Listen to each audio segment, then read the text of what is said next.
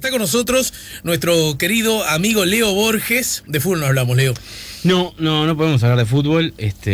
Y ahora que estabas nombrando a Germán Araujo, más allá de lo que significó Germán Araujo como político, como comunicador, sí, ¿no? Con la Radio 30 y todo, hay un detalle que es interesante y es que Germán Araujo fue de los únicos que estuvo a favor de la guerra de Malvinas. Fue una de las cosas que lo dejó más en offside en aquel momento. Estaba a favor, digamos, apoyaba a las fuerzas argentinas. Sí. Como que el antiimperialismo estaba por encima de lo que estaba sucediendo en la Argentina, ¿no? Sí, ¿Y quiénes llamaban a la guerra? La reivindicación a que las islas son de Argentina, ¿no? Claro, Entonces, claro, pero lo que pasa es que en aquel momento mucha gente se encontró en una encrucijada. Sí, claro. Tremenda encrucijada, sí, ¿no? Apoyar a los dictadores, claro, en pos, de alguna manera, de un derecho adquirido de Argentina, que es un derecho absoluto, que es las Malvinas, ¿no? Pero me hice acordar de eso, porque los seres humanos somos luces y sombras. Sí, pero incluso, más allá de que cualquier cosa que a uno lo pudiese acercar a la dictadura argentina, uno tiende a ponerse en las antípodas, ¿no es cierto? Sí. Hay veces que uno, mira, tuve una charla una vez con Julio María Sanguinetti en Escritores a Mano, y hablando de Varela, y hablando de la Reforma, y hablando de La Torre, él decía, si usted y yo hubiésemos sido amigos de Varela, igual que muchos de sus amigos, nos hubiéramos enojado con él cuando se puso, y yo le dije que tiene razón, yo le dije, jugando con cierta licencia anacrónica, ¿no? ¿Verdad? Y sin embargo, entre otras cosas, el Uruguay es lo que es, desde la perspectiva de lo bueno, de las fortalezas, porque hubo una reforma de la educación, ¿no? Sí. Ni tan calvo ni con dos pelucas. Porque por un lado, obviamente dentro de lo coloquial, de lo que fue la conversación con Julio María Sanguinetti, sí, fue un marco coloquial. Obviamente que está bien, pero digamos, desde el punto de vista estrictamente histórico, preguntarse qué era una democracia o qué era una república en tiempos de La Torre, la verdad que es muy difícil catalogar a La Torre como un dictador. Está bien. Digamos. Eso está buenísimo. Ni hablar, porque además si hay algo que yo me tomo todos los días es la pastilla antitentación anacrónica. Claro, ¿no? Ese es. Ahora, y en buena medida lo he, digamos, subrayado contigo. Lo reivindico eso.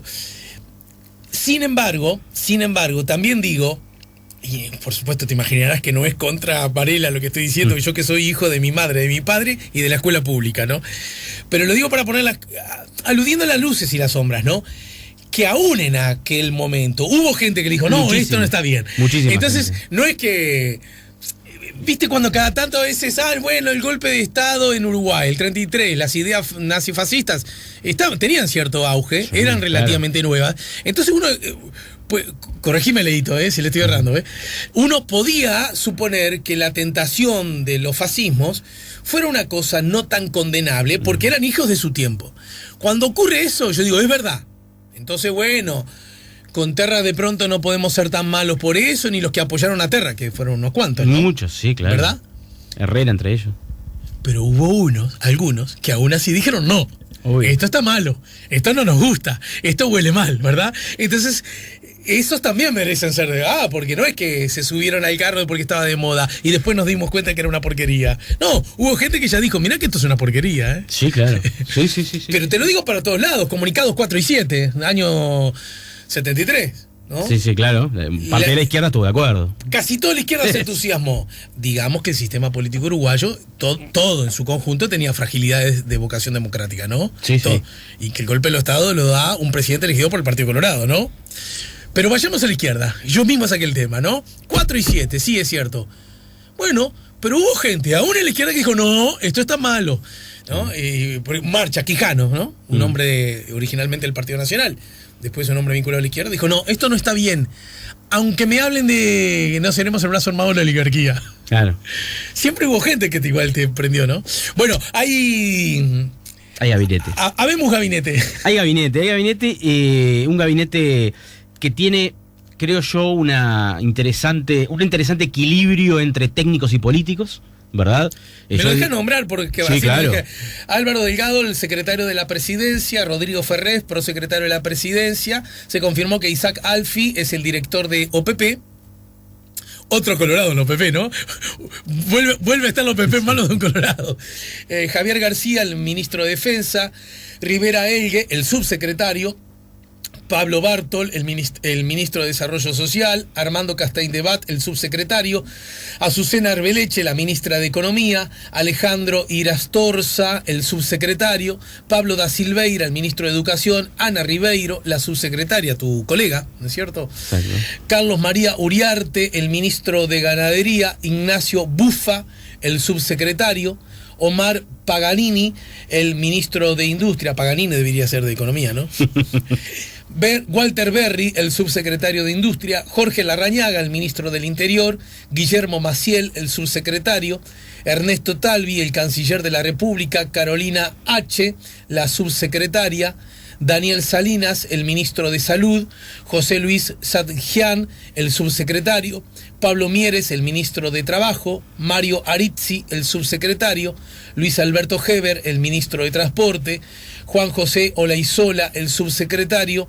Germán Cardoso, el ministro de Turismo. Remo Monseglio, el subsecretario. Irene Moreira, la ministra de Vivienda. Tabaré Hackenbruch, el subsecretario. Muy bien. Vivienda, ordenamiento territorial y medio ambiente. ¿No? Y veremos qué pasa con medio ambiente. Justamente, en el futuro. pero hasta ahora es esa la cartera. Y es básicamente tiene como un equilibrio entre políticos y técnicos, creo que son 7 y 6. Cuando digo técnicos, digo personas que en realidad, más allá de haber estado en la contienda política más que nada son especialistas en el tema que les compete, ¿no? En la secretaría, ¿no? Pienso en Pablo da Silveira, pienso en Arbeleche, en Bartol, ¿no? En Salinas, porque más allá de que está en la opinión pública, o sea, digamos, está en jaque su postulación por la opinión pública, es un médico, no es un político esencialmente. Sí, sí. Carlos María Uriarte. Carlos María Uriarte, exacto. Entonces, hay un equilibrio interesante. Obviamente es un gabinete muchísimo más joven que el de Tabaré Vázquez, creo que 7 u 8 años más joven que el de Tabaré Vázquez. Hay ausencia de mujeres, ¿no? En este gabinete hay 4 mujeres y en el electo... Ministra solo 2, ¿no? Ministra, no, digo, en el actual del Frente Amplio hay 4. Pensé que y en este hay 2. Hay 2. Con las subsecretarias pasa 4. Pasa 4, exacto. Es un número muy bajo, ¿verdad? Me dejó muy contento de alguna manera la subsecretaria de Cultura, Ana Ribeiro, me dejó muy contento, creo que es la coronación a una carrera espectacular y está en el lugar que tiene que estar. La verdad, me pareció impresionante. Pero bueno, ¿por qué hablamos un poco de ministerio? Bueno, ¿qué son los ministerios? Los ministerios son secretarías, básicamente. Hay otros países que le llaman secretarías, porque en realidad, bueno, el presidente tiene funciones y esas funciones obviamente son inabarcables para una persona. Decir, bueno, tengo que saber de salud, de vivienda, de industria, de energía. Bueno, entonces lo que se hace es, obviamente, colocar secretarios de Estado, que en este caso se llaman ministros. Esos secretarios de Estado surgieron con la Constitución del 30. En 1830 fue la primera Constitución que coloca 3 ministerios nada más. O sea, Ministerio de Gobierno, que ya no existe. Ajá. En otros países sí existe el Ministerio de Gobierno. Ministerio de Guerra y Marina y Ministerio de Hacienda. Esos eran los 3 ministerios que obviamente en otra época en la cual eran mucho menores las exigencias, ¿no? Porque, por ejemplo, industria en 1830, salud, todavía no. Entonces, de alguna manera, Viste, otra vez volvemos a las cosas hijas de su tiempo. Hijas de su tiempo, claro. El constituyente de 1828-29 dijo, bueno, vamos a dividir en 3. Gobierno, que es básicamente un ministerio político. Por otro lado, Guerra y Marina, en un país que, dijera Pibel de Voto, forjó su independencia con el sable, obviamente que tenía que haber un Ministerio de Guerra y Marina, que es el actual Ministerio de Defensa, y un Ministerio de Hacienda, que vendría a ser el Ministerio de Economía. Entonces, así es como empezó el Uruguay. Obviamente se fue complejizando y fueron creciendo en número los ministerios. Esos ministerios son elegidos y siempre fueron elegidos por el presidente. Pero muchas veces en Uruguay fueron negociaciones políticas muy tensas las que generaron los ministerios. Un ejemplo fue en 1868, cuando había muerto Flores. El 19 de febrero del 68 muere Flores, asesinado Flores y Berro. Con ellos, de alguna forma, mueren las 2 figuras más importantes de los 2 partidos políticos. Por lo tanto, aparecían nuevas figuras que querían la presidencia. Entre ellos estaba, por un lado, Lorenzo Valle, el papá de José Valle Ordóñez, Claro. y por otro lado... Hablamos de este tema. Claro, de los Valles. Y por otro lado, el Goyo Jeta, ¿no? Gregorio Suárez, ¿no? Es un personaje muy, muy, muy siniestro de nuestra historia, acusado y sindicado de asesinatos múltiples, de matar a Leandro Gómez, entre otras cosas, ¿no? Entonces, de alguna manera, entre los dos competían por la presidencia, y hay un francés, Maillefert, que dice que cada voto salía 1.500 pesos, porque era como una contienda económica, ¿no? Yo, por ejemplo, a Lorenzo Valle le pagaba uno y lo votaban, y otro le pagaba más el Goyo, y al final todo terminó con un voto de diferencia. Eso podía ser una guerra civil. En Uruguay es una guerra civil. Te mato con esto. No quiero matarte. ¿Cuántos son 1.500 pesos? Eso, ¿de qué estaríamos hablando? Exactamente no tengo ni idea. Pero obviamente que era dinero. Estamos hablando de un dinero que te podía mejorar la vida, ¿no? Claro, te podía mejorar la vida. Pero terminaron con una diferencia de un voto. Y repito, en Uruguay una diferencia de un voto podía ser una guerra civil. Perfectamente, ¿no?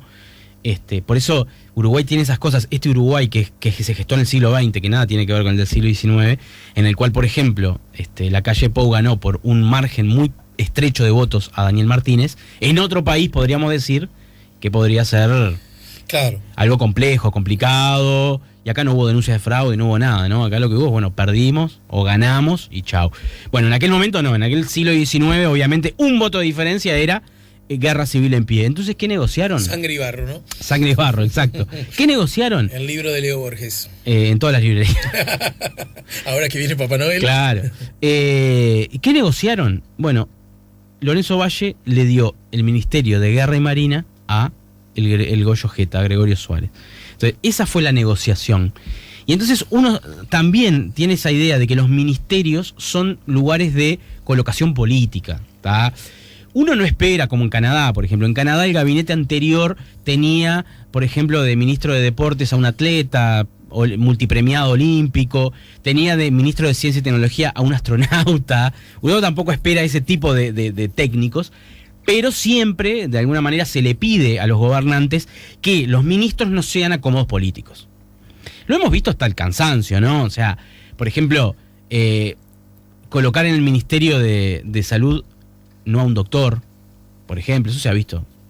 O hacer transitar políticos por diferentes ministerios, ¿tá? En el caso del Frente Amplio, en la primera elección, claramente, que gana el Frente Amplio, toma una decisión política. Casi todos los ministerios son cabeza de lista. Claro. En la primera. Jefes políticos. Jefes políticos, ¿no? Estaba Mujica, estaba Astori, todos eran... Arana, Marina Arismendi, en fin. Exacto, ¿no? Reinaldo Gargano. La presidencia de Mujica se dio algo similar, pero un poco más atenuado, y habían algunos técnicos. Y la última presidencia de Tabaré Vázquez estuvo de los dos. Creo que hubo de los dos. Más allá de que Tabaré Vázquez siempre tuvo como un grupo político de confianza, que lo tuvo en la intendencia, lo tuvo en la primera y lo tuvo en la segunda presidencia. Claro. Pienso en Marita Muñoz, Rossi, ¿verdad? ¿no? Más o menos. Y una de las cosas que había mostrado como una carta Martínez al principio era que iba a tener un gabinete técnico. Cosa que después de octubre, cuando le fue, no sé si mal, pero cambiaron la dirección de la campaña, ¿te acordás que postuló a Mujica y a Astori como futuros ministros? Sí, sí. Entonces, de alguna manera... Igual, esa es una... Leo, querido, esa es una, digamos, una tensión, una pulseada tan vieja como la historia misma de la política, porque bien vos lo decías en el arranque, incluso sobre esto han escrito algunos de nuestros politólogos, ¿no? La tensión siempre vigente entre los políticos y los técnicos, ¿no? Porque en realidad, por ejemplo, ministro de Economía, Danilo Astori, ¿no? De las dos cosas. La pucha, es una se complementan casi a la perfección ambos perfiles, ¿no?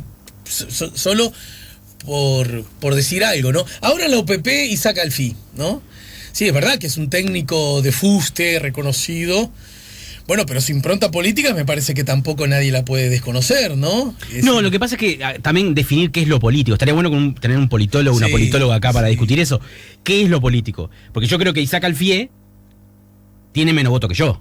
O sea, Isaac Alfie no tiene votos, no corta listas, no tiene votos. Sí. Puede haber sido un político que en realidad todo el mundo lo recuerda como un técnico, como un hombre que logró de alguna manera sacar al Uruguay de la crisis. ¿No? En estos años de Estado. De hecho, ahora fue electo senador. No por sus votos. Senador de la República. No, bueno, eso es una cosa que... Ahí está el punto. Digamos, Alfie es un gran técnico que obviamente estuvo metido dentro de la política. Sí. Y está dentro de la política. Pero no es una cara visible del Partido Colorado. Sí, bueno, está bien. Yo no la veo desde esa perspectiva. Me parece, tengo la impresión que es un hombre muy, muy cercano a Sanguinetti y que me parece que de algún modo está por esa condición, pero además empecé diciendo de su condición técnica, claro, indiscutible. Lo que quiero decir es que vos lo señalabas antes, porque en definitiva... Las secretarías son secretarías de carácter político. Están al servicio del presidente. Y el presidente, cuando ese secretario anda mal, lo vuela, lo saca. Son fusibles, claro. ¿No? Sí. Justamente, ¿no?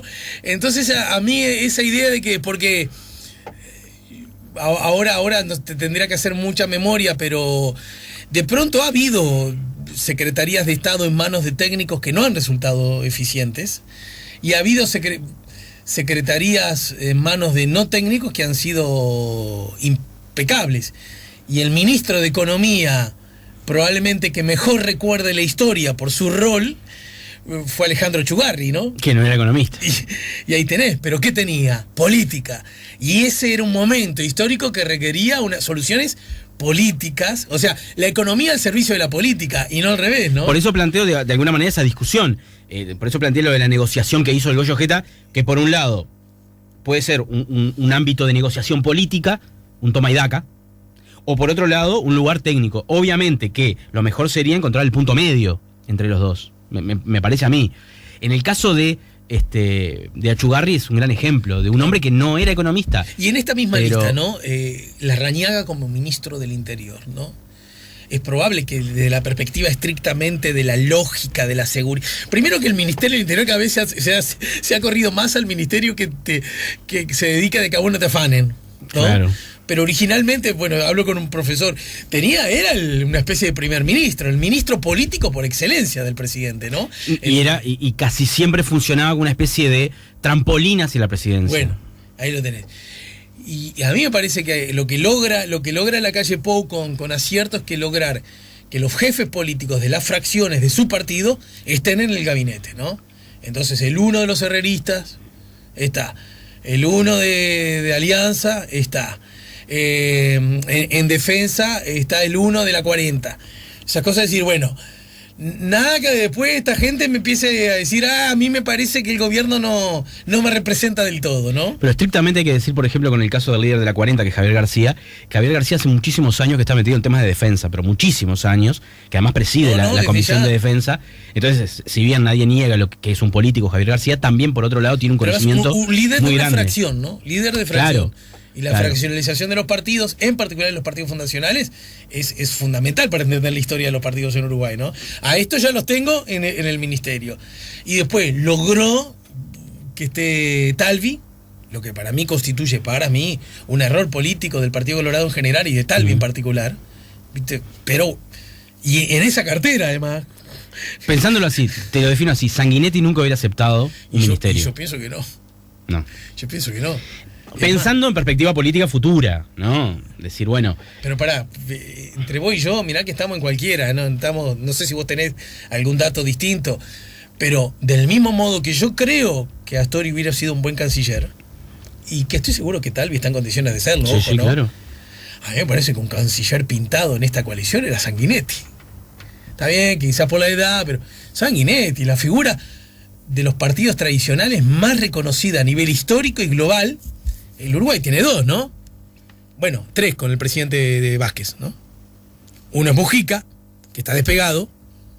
Estoy hablando del reconocimiento internacional, ¿no? Sí. Y el otro es Sanguinetti. Yo no veo otro. Presidente, sí. Como figura así como... Enrique Iglesias, ¿no? Siempre. Bueno. Puntuando ahí. A ese lo saco, a ese lo pongo. Puntuando. Pero ponémelo de presidente que yo lo voto. Claro. ¿Está? Pero me parece que eso creo que ni siquiera... Es más, las últimas señales que mandó Enrique Iglesias, yo no no sé, no quiero decirme atrevido, pero me pareció de más cercanía con el gobierno saliente que con que con la propuesta, que con el arco opositor, con el arco multicolor entrante, ¿no? No sé, pero eso forma parte de otro análisis.